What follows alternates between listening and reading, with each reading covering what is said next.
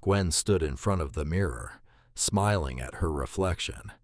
She carefully fixed her hair and adjusted her dress one last time. "I look beautiful," she thought. "But I wonder what Roger will think." Roger was coming to her sister's house for dinner. Gwen hoped this would finally be the night he would ask her to marry him. She took a deep breath as she heard someone knock on the door. "It's Roger," she whispered with excitement. The door opened, and Roger walked in. "Gwen!" "Roger!" They smiled at each other. "Gwen!" "Roger!" For a few moments they simply stood there saying each other's names. They were both so nervous that neither of them knew what to say. Finally, Roger cleared his throat. "Gwen, my love." "Yes, Roger?" "You know, we first met a long time ago." "Yes, we did." "I think it was 9 years ago." Gwen laughed softly. "No, Roger. It was 10 years ago." "Oh, yes, of course. 10 years." Roger looked even more nervous. He had been thinking about this moment for weeks, maybe even months. He wanted to ask Gwen to marry him, but every time he tried, fear stopped him. He looked around the room. The house was beautiful. Everything looked expensive. The furniture was elegant. The paintings looked valuable. The decorations were perfect. Trying to calm himself, he smiled. "Well, after 10 years, I think it's time." Gwen smiled hopefully. "Yes?" Roger took another deep breath. "I think it's time." Gwen waited. "To have a cigarette." Gwen blinked. "A cigarette?" "Yes." She laughed. "Of course." She handed him one. Roger lit the cigarette and took a deep breath. Much better. As he relaxed, his eyes wandered around the room again. "What a beautiful house," he said. "Everything here must cost a fortune." His eyes suddenly stopped on something shining. "Gwen? What a beautiful gold watch." Gwen looked confused. "What did you say?" Roger quickly realized he had been staring at her expensive watch instead of her face. "Oh, I meant your hands." "My hands?" "Yes, they're wonderful." Gwen smiled happily. "You're so sweet." Roger continued. "They're the most beautiful hands I've ever seen." Gwen giggled. "What is so special about my hands?" Roger had no idea. "They're very hand-like." Gwen laughed. "I love the things you say." Roger smiled with relief. Then he looked at her face. "And your mouth." "My mouth?" "It's like a beautiful flower." Gwen suddenly remembered something. "Oh dear." "What?" "I had garlic for lunch." Roger tried not to laugh. "No, it's still a lovely flower." Now it was Gwen's turn to compliment Roger. "Roger, you're very handsome." "I am?" "Oh, yes." "My ears are my favorite." "Your ears?" "They're so interesting." Roger looked surprised. "And very big." Roger touched his ears. "I've never thought about my ears before." "They're wonderful." Roger smiled awkwardly. "Thank you." He looked into Gwen's eyes. "Your eyes are beautiful." "They are?" "They're very blue." Gwen smiled. "And very cold." Gwen looked puzzled. "Cold? I mean, calm." She laughed. Roger quickly changed the subject. "And your hair?" "What about it?" "I love your hair." "Really?" "It's very brown." Gwen smiled proudly. Roger looked carefully. "Although, there isn't very much of it." Gwen laughed loudly. "You really know how to give compliments." Roger scratched his head. "I'm trying." After talking for a while, Roger felt tired. "Gwen?" "Yes?" "I think I need a cup of coffee." "Of course." She walked into the kitchen. Roger remembered something. "I don't like milk in my coffee." "I know." As Gwen prepared the coffee, she accidentally poured milk into the cup. "Oh no," she whispered.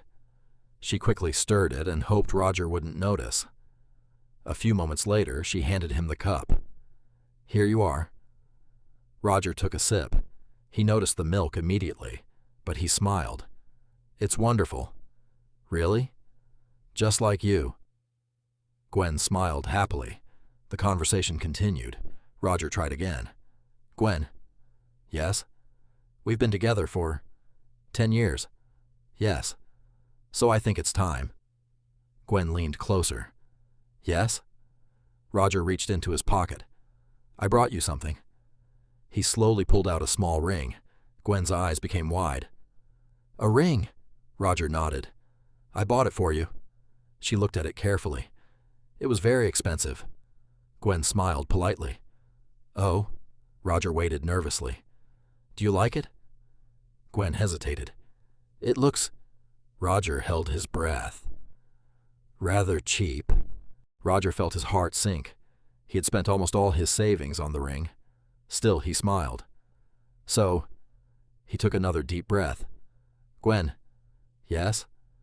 "Will you marry me?" There was complete silence. Roger waited. Finally, Gwen spoke. "I don't know." Roger's face turned pale. "You don't know?" "It's such a sudden question." Roger almost laughed. "Sudden?" They had been together for 10 years. "I need more time." "How much time?" "I'll tell you next week." Roger looked worried. "Next week?" "Yes. I'll be in New York." "New York?" "It's only a work trip." Gwen smiled. "That sounds exciting." Roger nodded. "I always meet my friend Susie there." The moment he said Susie's name, he wished he hadn't. Gwen looked thoughtful. "Roger." "Yes?" "Before I answer your question—" "Yes?" "There are some things you must change." Roger frowned. "Change?" "You must stop smoking." Roger looked at his cigarette. "Stop smoking?" "Yes." "And stop drinking coffee." Roger looked at his coffee. "No coffee?" "That's right. And one more thing." "What?" "Stop going to New York." Roger nearly dropped his cup. "No more New York?" "No." Roger became nervous. Does she know about Susie? He wondered. He thought carefully. He loved Gwen, but he also had another reason for wanting to marry her. He believed Gwen was rich. He imagined a future with a beautiful house, expensive furniture, luxury holidays, and no money problems. If I marry Gwen, he thought, I'll never have to worry about money again. After a long silence, he smiled. I'll do it. You will? Yes. I'll stop smoking. Good. I'll stop drinking coffee. Excellent. And I'll stop going to New York. Gwen smiled brightly. Really? Yes. In that case, Roger waited. My answer is yes. Roger almost jumped with happiness. You'll marry me? Yes. They hugged each other tightly. Roger couldn't stop smiling. I'm going to marry a rich woman, he thought happily. My money problems are over. Gwen smiled too. I'm so happy. Both of them believed they had made the perfect decision. But both of them were hiding something. Roger believed Gwen had lots of money. The truth was very different. Gwen loved expensive clothes. She loved beautiful jewelry. She enjoyed elegant restaurants. She liked living as if she were rich. But appearances can be very misleading. She wasn't rich at all. In fact, she had very little money. Most of the expensive things people saw belonged to her sister, or had been bought long ago. Some were gifts. Some had been borrowed. Others had been bought on credit. Gwen simply liked looking wealthy. She had never actually told Roger she was rich. He had simply assumed it because of the way she dressed and the places they visited. Now she realized something. Roger thinks I'm wealthy. She felt a little guilty.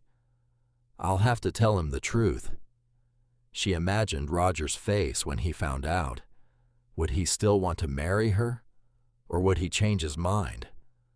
Roger was standing nearby with the happiest smile he had ever worn. He was already dreaming about a comfortable future. He imagined buying a bigger house. He imagined never worrying about bills again. He imagined traveling the world. Little did he know that those dreams were built on a misunderstanding. Gwen watched him happily talking about their future. She smiled nervously. "There is something I need to tell you," she thought. But she decided not to ruin the happy moment. Instead, she simply smiled. Roger smiled back. Both of them were excited about their future together. Both believed life was about to become much easier. Neither of them realized that the biggest surprise was still waiting for them. And when Roger finally learned that Gwen wasn't rich at all, his reaction would certainly be unforgettable. The story ends with that funny twist, leaving everyone wondering whether Roger truly loved Gwen for who she was, or whether he loved the money he only imagined she had.